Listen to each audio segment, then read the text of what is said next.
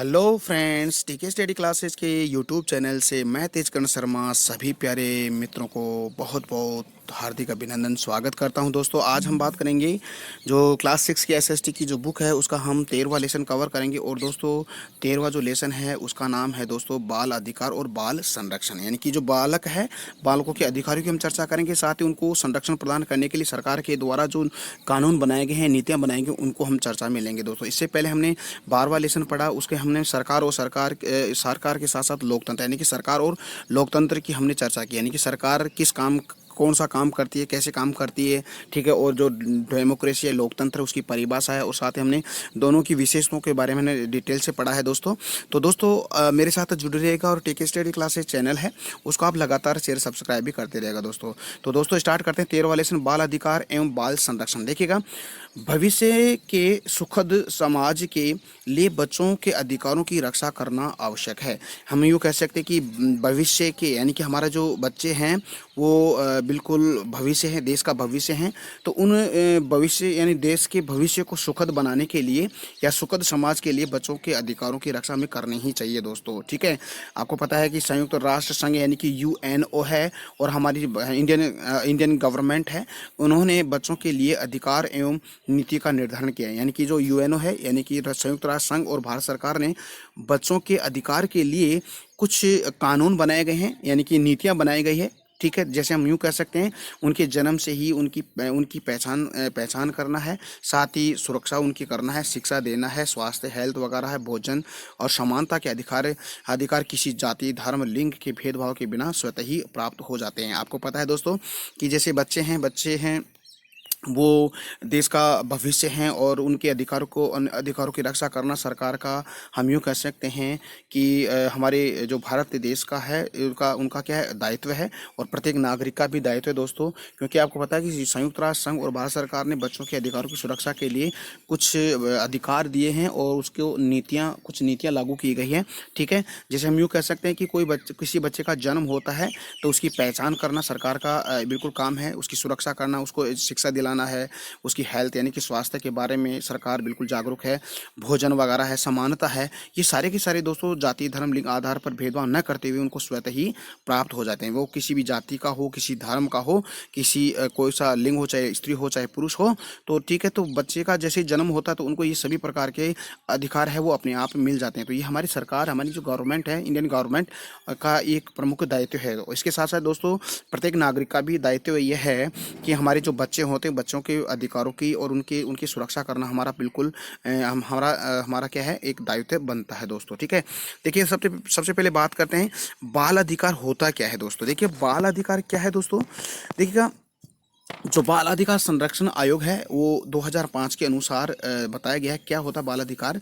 देखिएगा, बाल अधिकार में बालक या बालिकाओं के वे समस्त अधिकार शामिल है जो 20 नवंबर 1989 को यूएनओ यानी संयुक्त राष्ट्र संघ के बाल अधिकार अधिवेशन द्वारा स्वीकार किए गए थे तथा जिन पर भारत सरकार ने 11 दिसंबर 1992 में सहमति प्रदान की गई। देखिए, बाल अधिकार ये है कि दोस्तों आपको पता है कि जो यूएन है यानी कि जो संयुक्त राष्ट्र संघ है, ये संयुक्त राष्ट्र संघ ने 20 नवंबर 1989 को जो बाल अधिकार अधिवेशन द्वारा जो दिए गए जो कानून थे दोस्तों, उन कानूनों को सरकार ने इन कानूनों पर हमारी इंडियन गवर्नमेंट ने 11 दिसंबर 1992 में क्या सहमति प्रदान की गई। दोस्तों, जैसे हम क्यों कैसे क्या क्या कानून है, देखिएगा कौन कौन से अधिकार हैं। देखिएगा, यूएनओ बाल अधिकार समझौते के तहत 4 प्रकार के अधिकारों में वर्गीकृत किया है। देखिएगा कौन कौन से, एक तो आपको पता है जीने का अधिकार है, आपको पता है दोस्तों जीने का अधिकार है, विकास का अधिकार है, संरक्षण का अधिकार और भागीदारी का अधिकार है, ठीक है।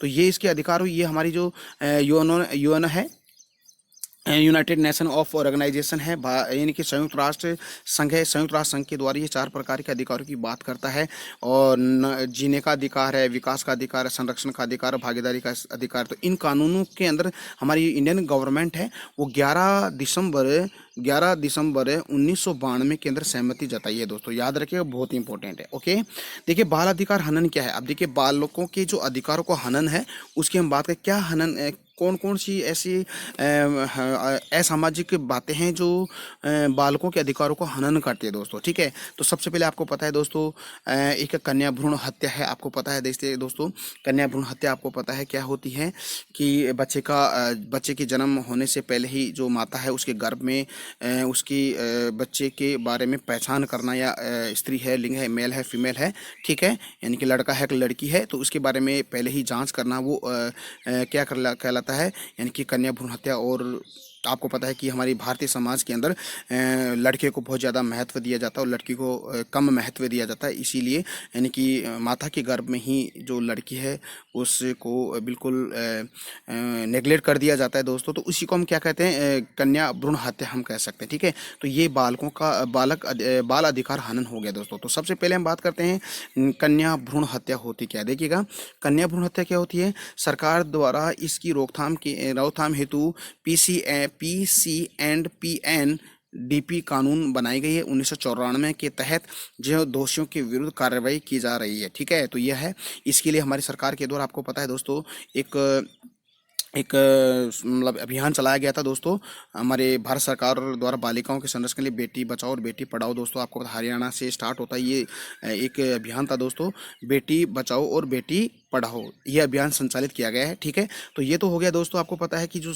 कन्या भ्रूण हत्या हो गया। ओके, अब इसके बाद हम दूसरी बात करते हैं, बाल विवाह दोस्तों। देखिए बाल विवाह होता क्या है कि छोटी उम्र में ही लड़के या लड़की की शादी कर देना, उनका विवाह कर देना, तो वो बाल विवाह होता है।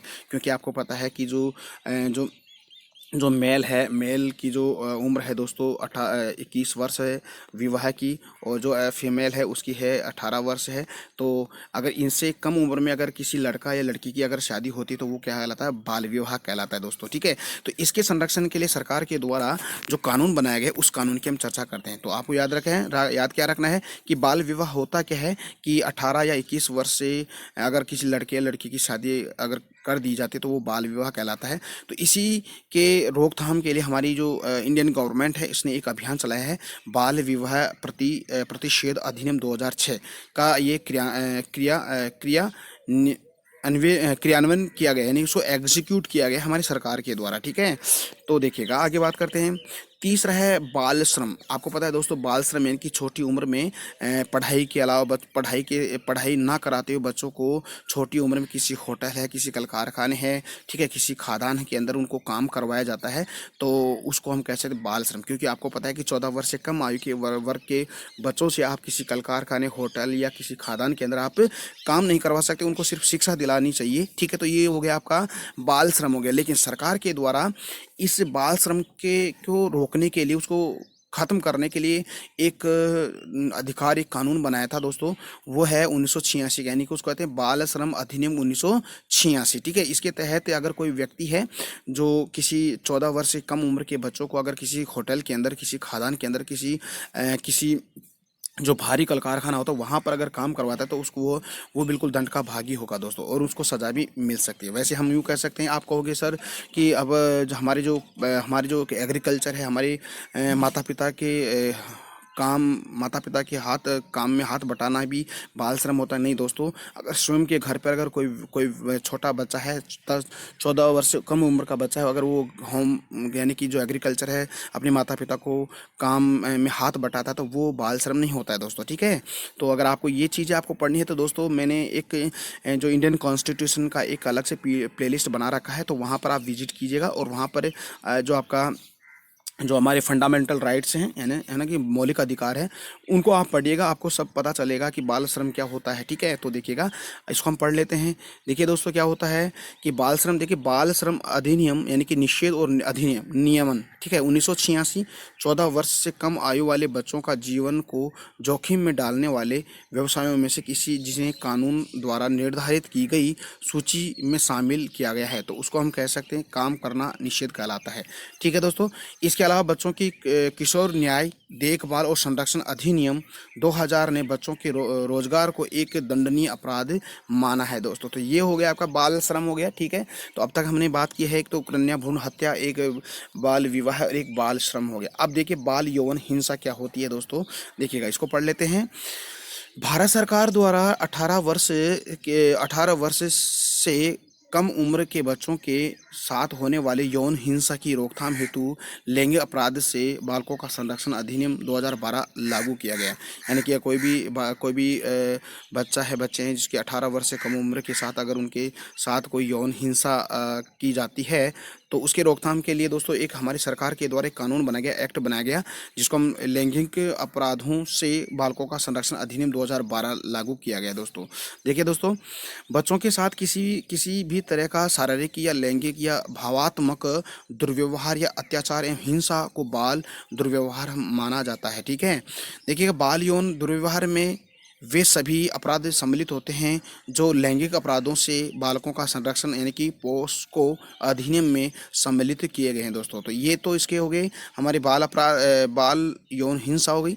अब देखिए अगला हमारा जो टॉपिक है इसका, बाल संरक्षण हेतु तंत्र, यानी कि बाल संरक्षण तंत्र यानी शासन, यानी कि बाल यानी कि बच्चों के संरक्षण के लिए कौन कौन से आयोग है, कौन कौन से कानून है, कौन कौन सी समितियां हैं वो लागू किए गए। तो पहले हम बात करते हैं राज्य बाल अधिकार संरक्षण आयोग है, ये क्या कर रहा है। देखिए, निःशुल्क एवं अनिवार्य बाल शिक्षा का अधिकार है 2009 एवं लैंगिक अपराधों को से बालकों का संरक्षण अधिनियम पोस्को 2012 की निगरानी की जिम्मेदारी भी आयोग ने दी गई है। यानी हम कह सकते हैं कि आपको पता है कि RTE यानी कि राइट टू एजुकेशन है, वो 2009 के अंदर लागू किया गया है। इसमें यानी कि 6 से 14 वर्ष के बालक बालिकाओं को निःशुल्क शिक्षा प्रदान की जाए और ये हम उसके पेरेंट्स का भी दायित्व होता है, ठीक है।